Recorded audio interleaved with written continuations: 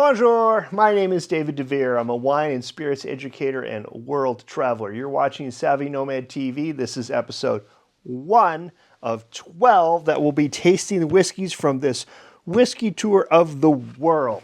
This is a box that I purchased at Costco, and Costco is not sponsoring this. They did not give me this box. I spent my own money on this box. Thank you very much. And I'm happy to do it. Look at the beautiful presentation. And I'm happy about something else before I get into talking about the whiskeys. I'm happy that each one of these whiskeys in here, all 24, are from a producer that we can actually learn about and know about. It's that human element, that story, that makes the connection to the product much more interesting for me. I like knowing who made it. I like knowing how they made it. I like knowing that I can buy it if I want to in the future. That sets this box aside from all the wine advent boxes, or certainly even the last year's Scotch box that I also did. You can watch all those reviews here online if you're up at 3 a.m. and bored and have nothing else better to do. Okay, anticipation is the first one. I'm going to pull this out so I can get this out here. Anticipation. And they started really interestingly. We are going to taste this black whiskey and the Nc'Nean whiskey. Now, there are two concepts, two definitions I want to clue you in here before we taste this, before we go outside and taste them. One is malt, and the other is what the heck is whiskey made out of? Now, if you forget everything else, just keep this one idea in mind. Whiskey is made from beer. Brandy is made from wine. It's an oversimplification, but you need to start with some fermented liquid, and then you distill that and you concentrate the alcohol. Depending on what liquid you start with really makes a difference on the final character of the product. If you start with wine and you live in the cognac region of France, or that's where you produce it, you can make it called cognac. If you start with apple cider, hard apple cider, and you live in America, you can call it applejack.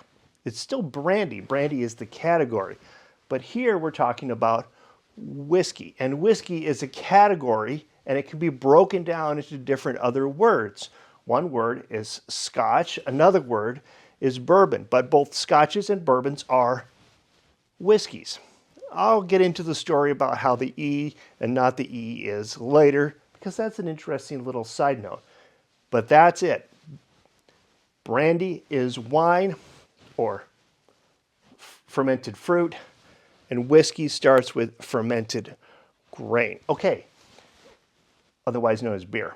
Okay, so we get beer, but how does it work? What does the word malt mean? Because malt is everywhere in all the literature. This is a beautiful book, by the way, and they talk about malted this or malted that. The very first whiskey talks about how they use corn, malted wheat, and malted barley. So what does malt mean?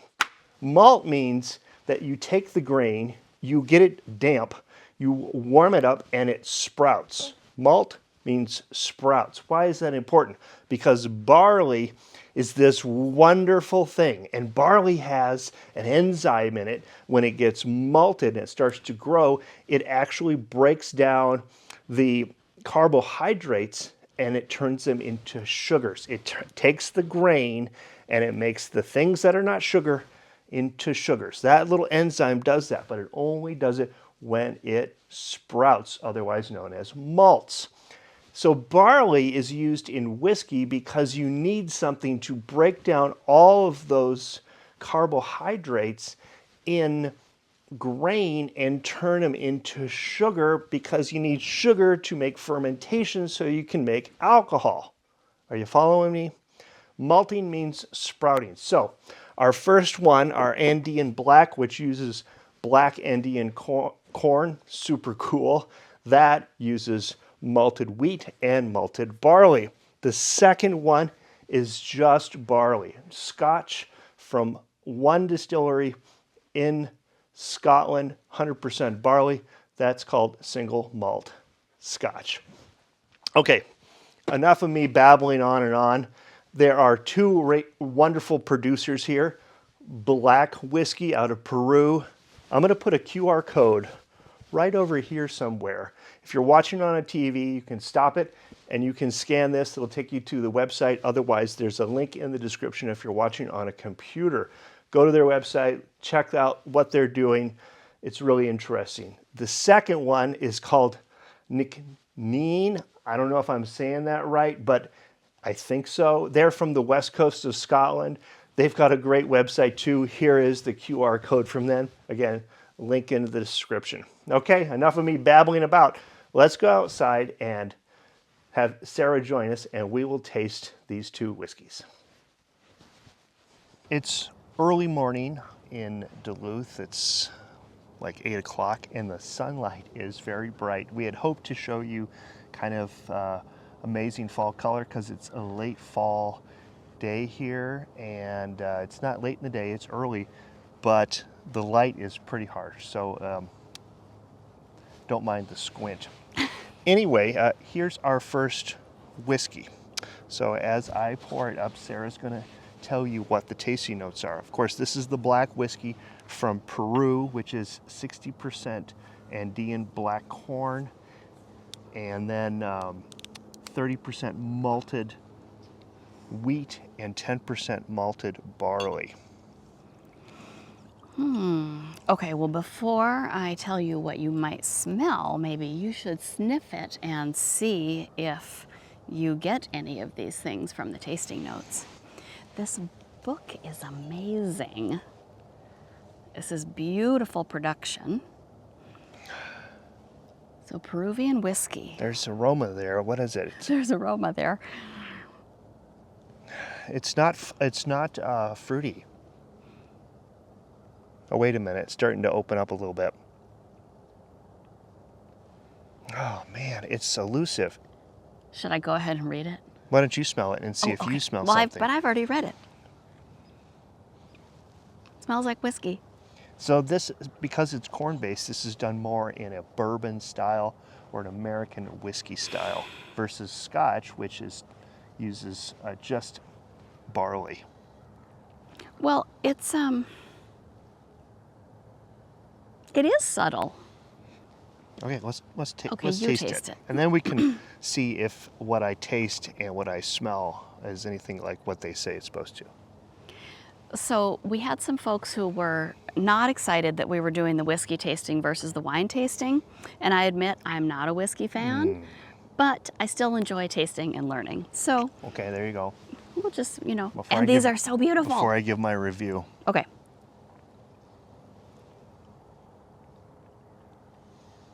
Did you just brush your teeth? You did, Of course. didn't you? So I think I've got, it's smooth, it's creamy on the mouth, Smooth. and it's a bit spicy. I do think a little bit of vanilla, probably from the oak. There's a little bit of vanilla there, yeah. Vanilla and maybe some toffee. That's warming on the down. That's nice. Here, you take that back. I don't want any more. Really lovely. Okay, so the book says, toasted corn with hints of vanilla and smoke, hints of dried fruits such as raisins and apricots. I'm not sure about that for me.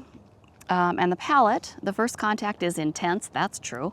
Then comes the wonderful taste of cinnamon and cardamom. It's sweet. I'm not sure. Finish, coffee and caramel. It's sweet and spicy. I get the caramel. I don't think get the so. coffee. I do get the toffee. No coffee, toffee. Caramel, toffee, I think that's all because of the vanilla notes. That's very nice. You Yeah. can buy this domestically. I saw it's available from the producer, $55 a bottle. Whew, I can't tell if that was the taste of whiskey making me so warm or the sun blasting onto me from the side. Okay, there's number one. Let's go to number two. Now, number two is, Okay, I'm excited. I believe it's a single malt Scotch. It is, so that's 100% Single malt Scotch barley. whiskey. Nc'Nean, which you looked it up earlier today and saw, it's just really from this remote area. in Scotland, which looked amazingly beautiful and very similar to the North Shore of Lake Superior. Oh, incredibly different character. Well, I noticed that the colors were very different in the bottle Right, as well. so this is very pale and light. Now, the black whiskey, they said they don't add any colors, they don't do anything to it to change it. And these people, 100% organic, natural, they grow their own. Everything here is 100%. So nothing's adulterated in either one of these whiskeys. And the change is different, is really interesting. This is much more fruit forward.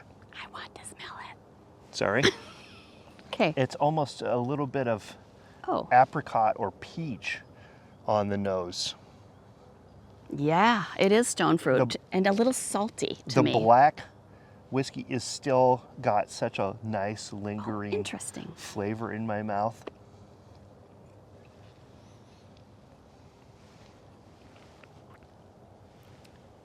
Light.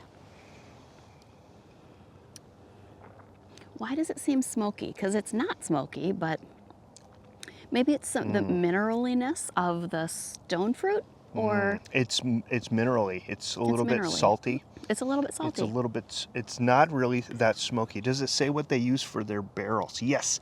I So don't know these where. people, right here, Oh, right. they used a lot of different barrels in their treatment. Oh. So they've got American whiskey, they've got red wine barrels, then American Sherry whiskey, and then they casks. used the sherry. And I read about it. It's the sherry butts, just the ends of the barrels, Oloroso sherry butts. changing the way the whiskey's temperament is. Okay, so let me read the tasting notes. The nose, citrus, vanilla, peaches. Oh, I got that.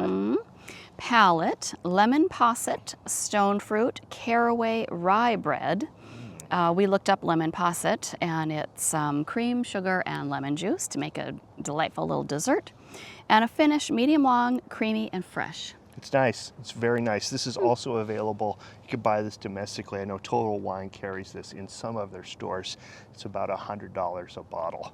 So very nice. These two first whiskeys, great intro to the box. I hope that they continue this way. We'll find out together. If you're enjoying this content, please give us a thumbs up.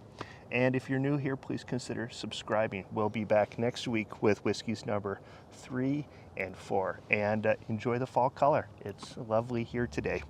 Until then, I say à tout à l'heure and cheers. Cheers!